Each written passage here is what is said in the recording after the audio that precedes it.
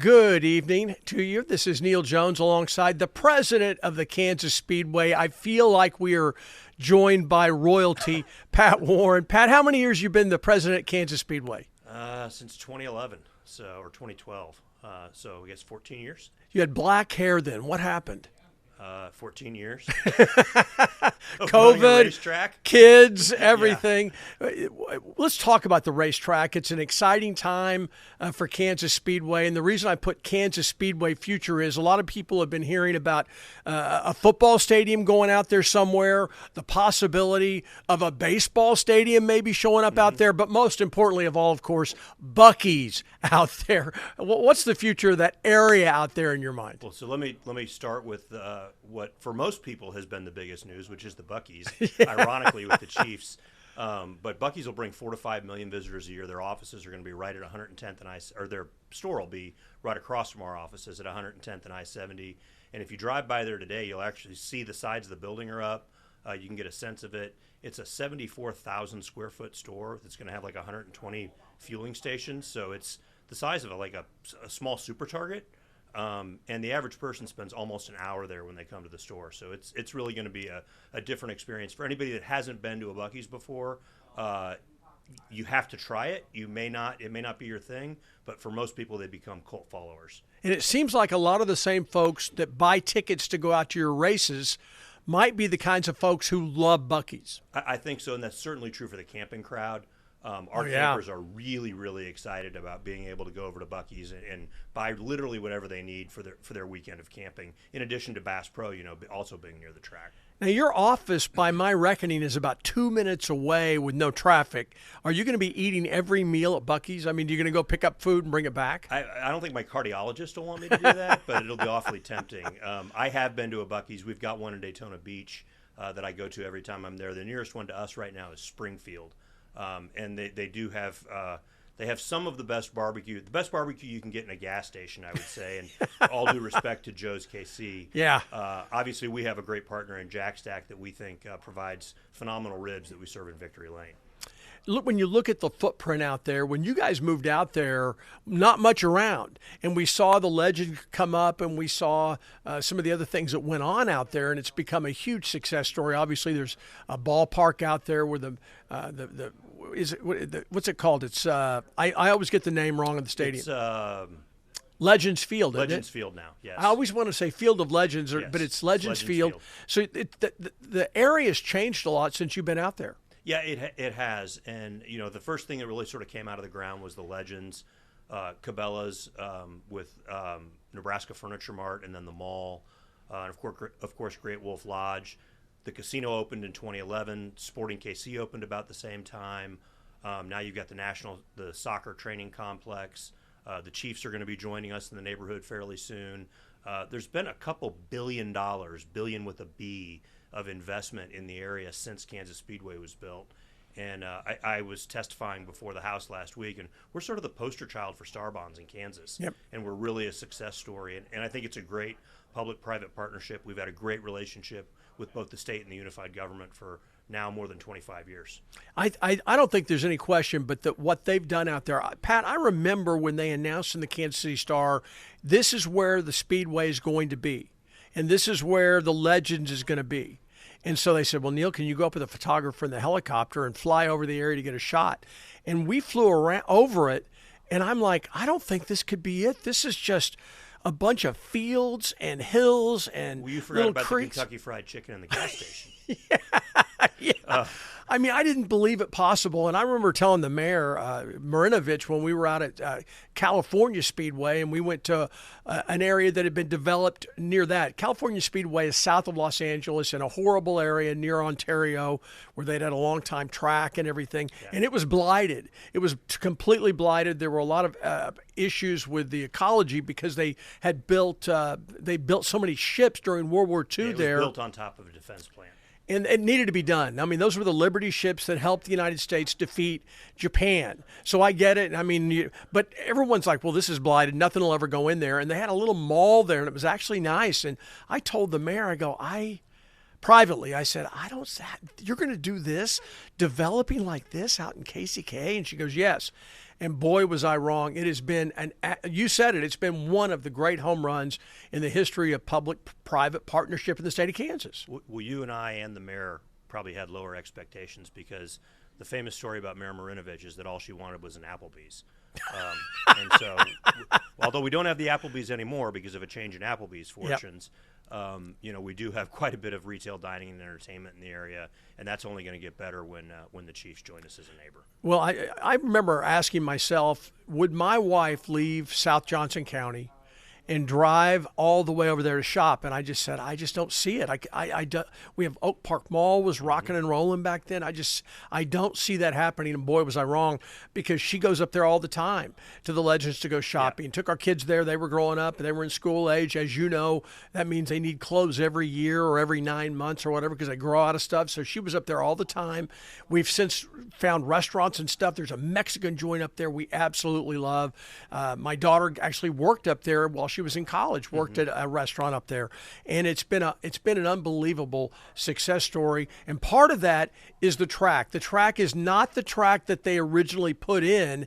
It is morphed into some things. What changes will fans see when they come out to the raceway this April? Well, I mean, the biggest thing they're going to see when they show, well, there's a couple of things. First of all, we talked about Buc-ee's earlier, but you'll see the Buc-ee's construction. And we've had people asking us if the track is closing, I think because they're driving by on I-70 and they see the Buc-ee's construction. And because Buc-ee's is so much closer to your car than the Speedway, it looks like it's sort of being built over the track. But that's not the case at all. Buc-ee's has about 25 acres. We have about another 975. So plenty of room for the track to grow and expand as necessary. Village West Parkway is closed right now for the Buc-ee's construction. It'll be closed on the April race weekend, so that's something for fans to be aware of. Anybody that's gone to the Hollywood Casino recently will know that. Not a very big stretch, but it took about 7 months out of the project for us to be able to close it for a short period of time, so we worked with them to do that. In terms of the racetrack itself, we've got the new Ally Apex Club, which had its first full year last year. We've got a partnership with Charlie Hustle, and they're doing some neat Speedway branded merchandise and NASCAR branded merchandise. And of course, we've got a great partner in Jack Stack for our ribs in Victory Lane. I'm not going to tell you the fat content that the pitmaster told me those are, because if I do, my cardiologist won't let me go to Victory Lane anymore. But they taste really good, I'll say that. Well, my wife and daughter were lucky enough to be able to go out there and sit in the Apex Club for one of the first races, and they said it is a completely different experience than anything they've ever had. They've both been out there for events. My wife has. I'm not sure my daughter had. And they both came away just going, this is so neat. If you want to be outside, you can be outside. But if you want to be inside, you can be inside. Food and drink is right there. How does that Apex Club work?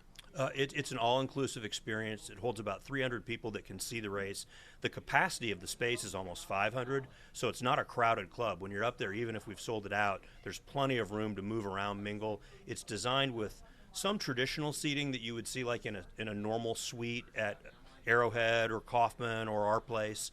But most of the seating is lounge style, so you're sitting in either like a high-top bar stool chair at a table, or you may be sitting in like a lounge chair with a small table in between you and whoever you're sitting with. So it's really a different kind of experience. I'm not sure there's anywhere else in Kansas City that we have that. I know there's nowhere else at the racetrack that we've got it. When I first started covering races out there, we had 3 local drivers, 2 of whom I loved, and Clint Boyer and Carl Edwards. One, Jamie McMurray from Joplin, who could be pretty prickly at times, but still a local guy with a lot of fans. Of course, he had won the Daytona 500, so he had pretty good cred. And so you had a reason to be inside. So I would always be on the inside shooting in case one of those guys crashed out of the race, and you'd have to go over and interview them at their garage before they would hit the road. When they were in a great mood, too, if they wrecked. And you know what? They were all, as you know, these drivers, for whatever reason, maybe it's because they've been coached, I don't know, almost every single one of them. I think Sadler was the only time he was the only person who was ever rude to me, Elliott Sadler. Everybody else if they wouldn't talk, they didn't yell at you or throw stuff at you. They just said, "Nah, guys, I don't want to do that right now." But I got great stuff. So I used to be on the inside of the track watching, and I remember telling my wife, "There is nothing better. You start they start the race, and you're there, and it's unbelievable. They go running by. Of course, I'm shooting down there in turn one on the inside." At the exit of the pit lane, and it's just unbelievable, the sound, and you can feel well, you know what, the force Pat? of the cars. Yeah. Since our local guys all retired and went on to bigger and better things, and I mean really good things, and Carl Edwards, I think, could be governor if he ever wanted to be one over in Missouri, so popular. They went on. So when they retired, the way I cover the race is a little more fan-centric. So I've been shooting the last maybe 3 or 4 years on the outside of the track, up in the stands, and I interview all the fans as they're walking in, and I talk to people. And Pat, it's just almost as powerful, and you get so much of a better view. It is unbelievable. I love sitting up there. So now my feelings about the experience have changed. Yeah, obviously it's a very different experience to watch from the infield, and we sell, the infield RV spaces, which probably aren't up as close as you were to pit road, but still get a great infield experience.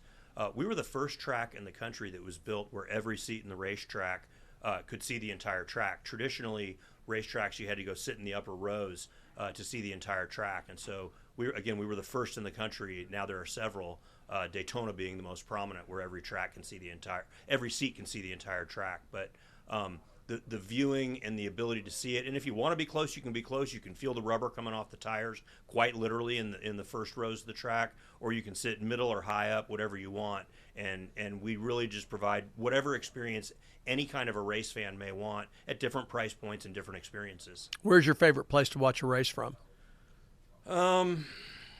It depends. It depends on who I'm with. I can't really say I have a favorite place. When I'm not at Kansas Speedway, I like to watch from sort of near the start-finish line in the middle of the grandstands, usually at Daytona. That's the one race where I usually don't have a ton to do personally, and so I can actually watch a race.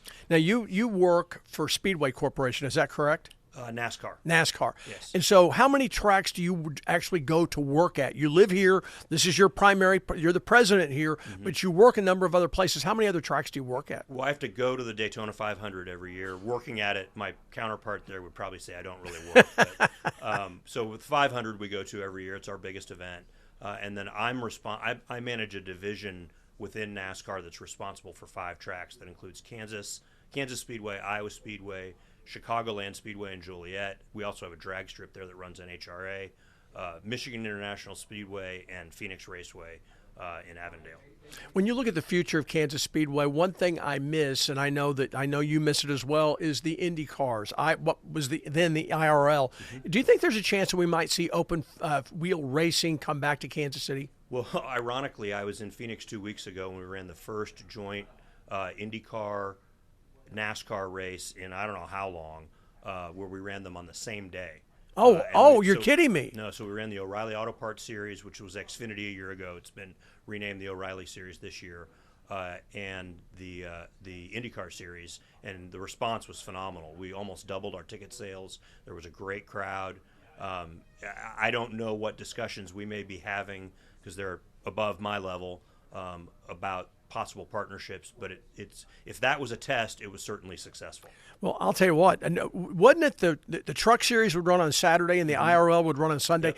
And we saw Carl Edwards win his first big victory in the trucks, did the backflip off, and then the Indy cars ran the next day, and we all understand IndyCar is it's different. I don't know that you can. To me, it's the Indy 500 and a bunch of other races that I don't really care about. But to see them up close and personal, even people who are NASCAR fans had to say, "Oh, these are like watching jets." It was pretty exciting. Boy, I hope that happens. I know that's up to you. If it were up to you, I know you would love to have it. Yeah, it's great racing. When we stopped running them in 2011, we had 3 of their top 5 finishes ever.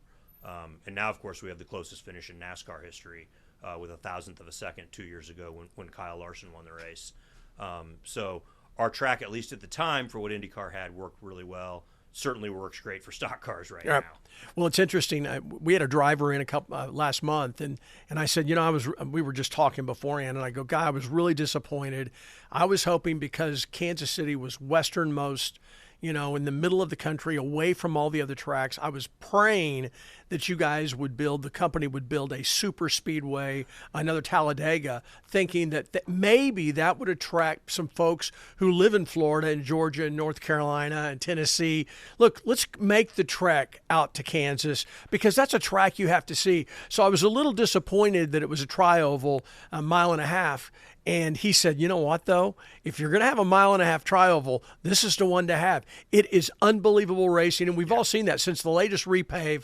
It's like it's four abreast a lot of times. It's a combination of the repave, and the real credit goes to our competition team in the industry with the next-gen car, because the design of the car matches perfectly to the design of the track. And so it's produced great racing, lots of passing. With all due respect to our friends in F1, I joke with people. My wife and I saw the F1 movie, and we left, and she said, what was the most unrealistic thing about the movie? And I said, well, there was passing. And so I've got friends who work in F1. Sorry, but I got to take that joke when you can get it. Pat, two nights ago, the last 2 nights, my wife and I have been watching the Netflix series F1, the latest one that just dropped, and she watches it like it's a soap opera. And the way that they do it, Two Circles Communications does it. It is unbelievable, and yet she has no interest in watching any F1 races live, because she's watching for the personalities, and as you say, the racing is like a parade a lot of times. And you really need both, frankly. You need the personalities. Our sport has had those throughout the years. Obviously, it sort of peaked with the Jeff Gordon and Dale Earnhardt Sr. rivalry, but we've had other rivalries. Kyle Busch now, from time to time, Denny Hamlin.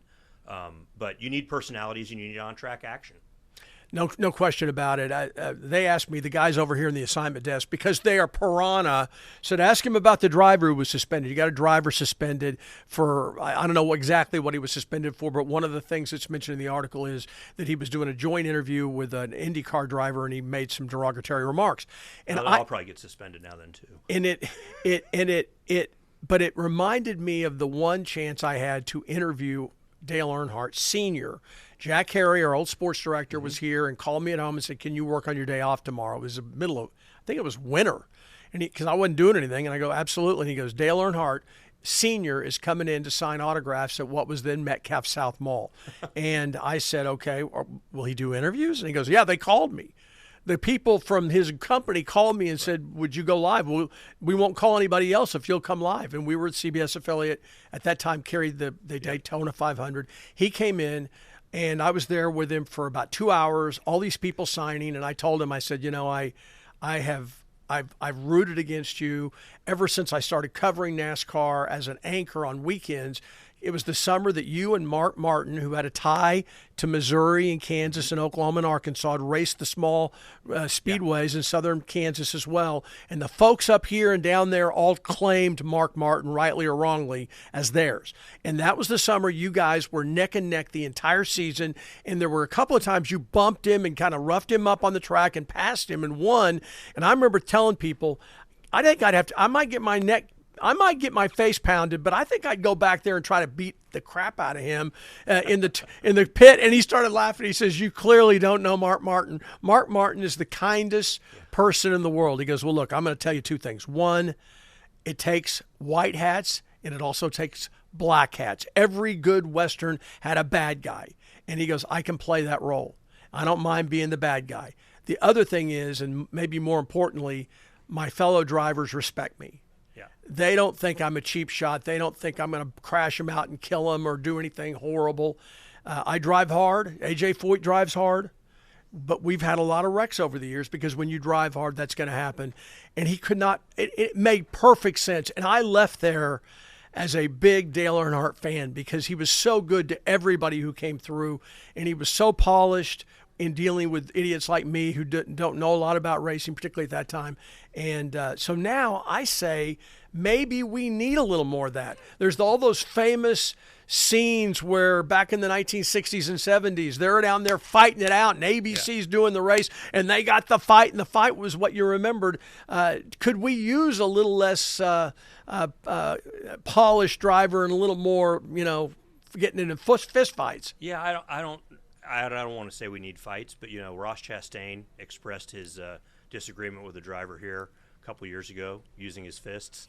And I love. By the way, I love Ross. I love him. Ross is great. Kyle Busch had an interesting interaction with his current owner, Richard Childress, at Kansas Speedway. Yeah. So yeah, I mean, it's part of the entertainment of the sport, and I think anytime you've got people as competitive as NASCAR drivers, and it's true for NFL players, Major League Baseball, NBA, Major League Soccer, whatever it is, when you're that competitive and something happens, you're going to be inclined to throw down over it.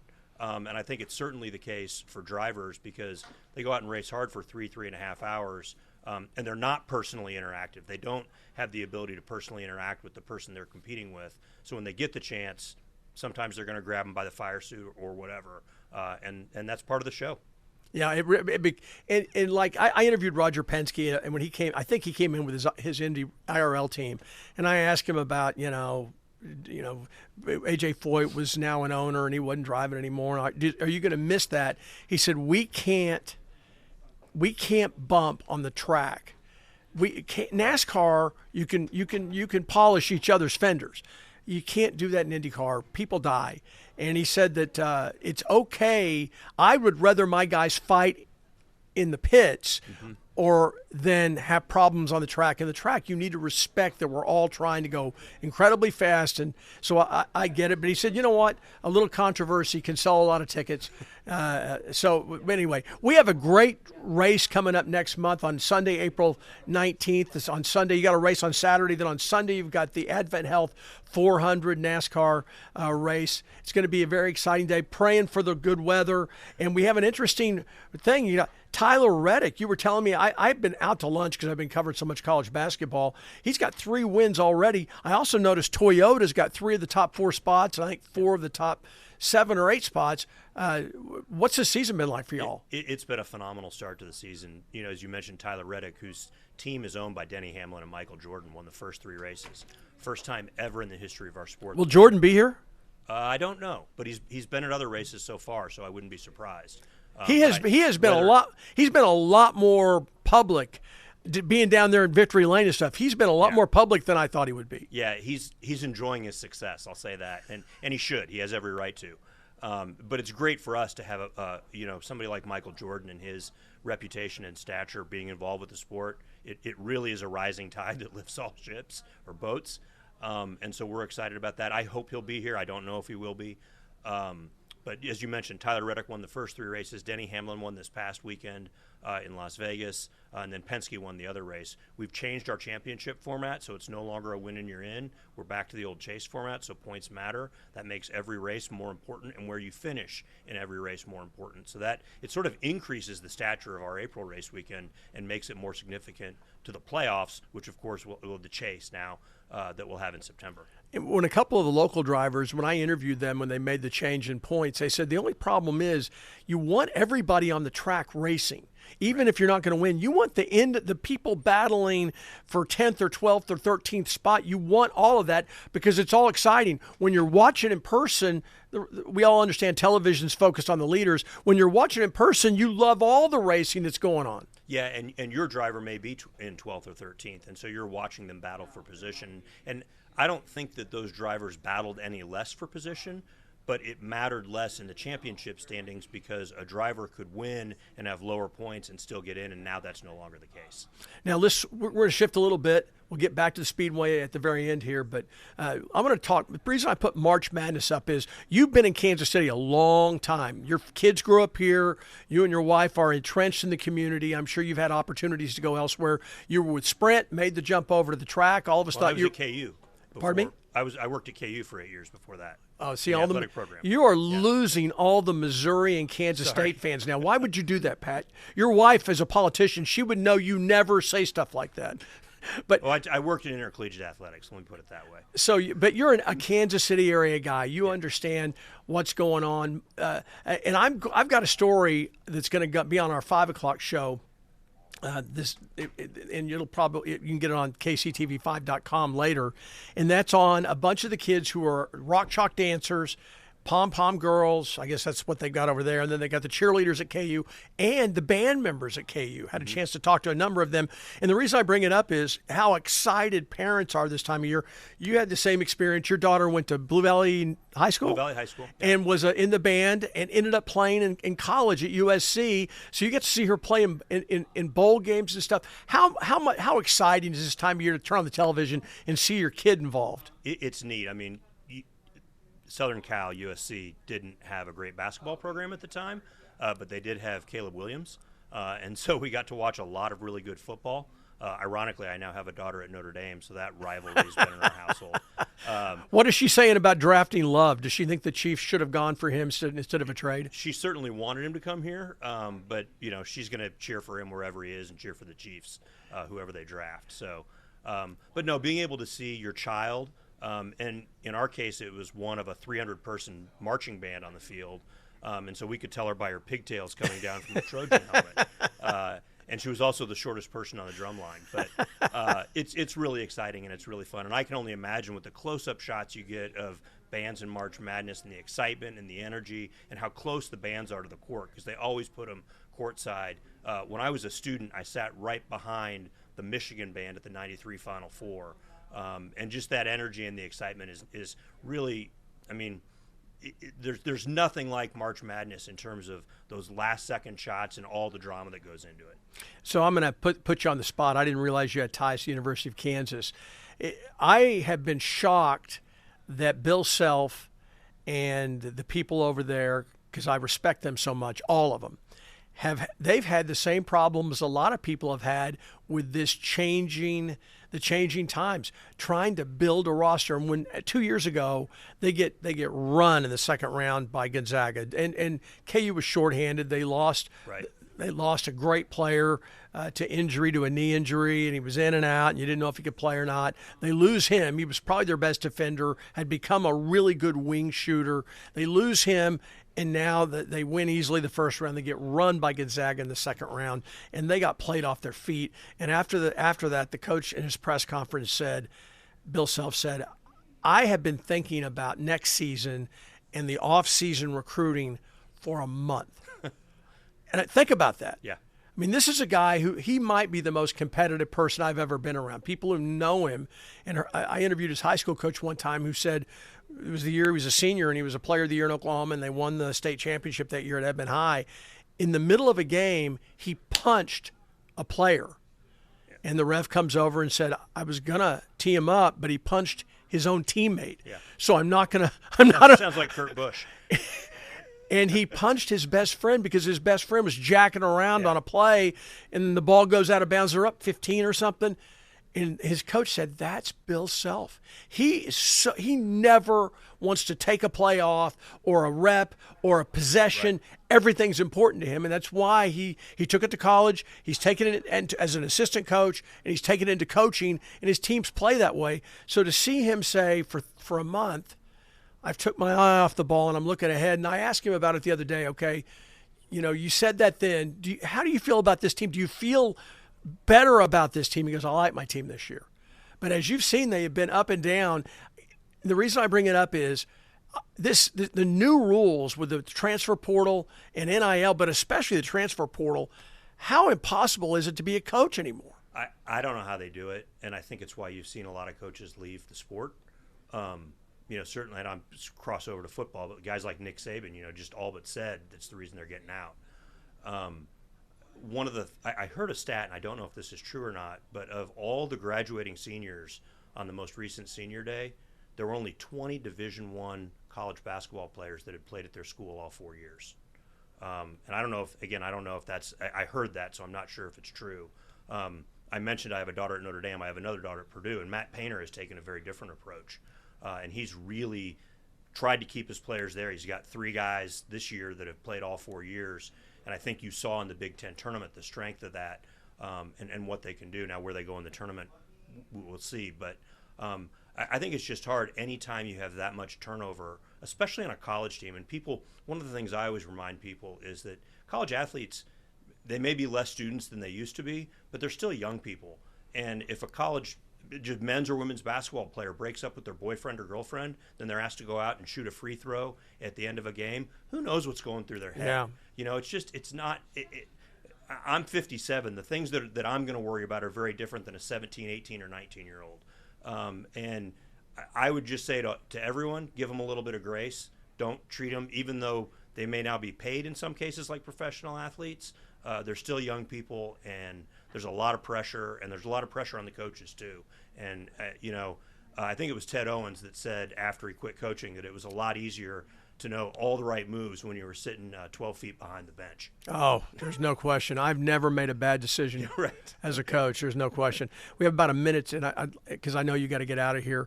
I put Kansas City sports at the very end because this is an exciting time.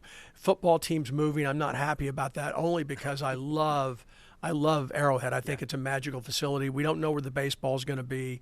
The stadium's going to be probably going to be downtown. We've got the World Cup coming in. How excited are you about Kansas City's immediate future? Oh, it's a great time to be part of the sports landscape in Kansas City. You mentioned the Arrowhead move. I'll be anxious to see where the Royals end up. The World Cup this summer, I hope, goes off smoothly. I think it will. The city's certainly done a lot to prepare for it. We're excited about what we've got going on. Sporting has a new owner, a new primary owner. It looks like they're looking to make some changes. The Current is doing well, always has done well. And even smaller teams like the Monarchs, are exciting to go out and watch. So I think it's a great time. I mean, I was watching on one of your competitors, I apologize, but the World Baseball Classic. Oh, I love it. Yeah. And I was really torn because I want the U.S. to win, but I also love Salvi. And so, seeing him have success with his Venezuelan teammates was really neat. And, coming out of the Olympics, it's just a great time to be a sports fan in the United States. Absolutely. And talking about a great opportunity, free parking. You can bring in your own bottled drinks, right? Bring your own food. Some people bring in beer. I don't want to suggest that, Canned but beer. I've heard that. No glass bottles, please. And folks, come out to the Speedway April 19th. There's going to be racing on Saturday the 18th as well. The ticket prices are unbelievable. Free parking. This is something if you have a big family and you want to get out. If the weather's great, I don't think there's anything better. 2 races on Saturday, one late Saturday morning, and then we've got the O'Reilly Series race Saturday night. So great opportunity if you want to get an introduction to racing. From Kansas and sprint to racing, Pat Warren's done it all, and we're glad to have you in. Have a great time. You can see his stuff. We're going to have interviews with him coming up on the news tonight. Thanks for having me on.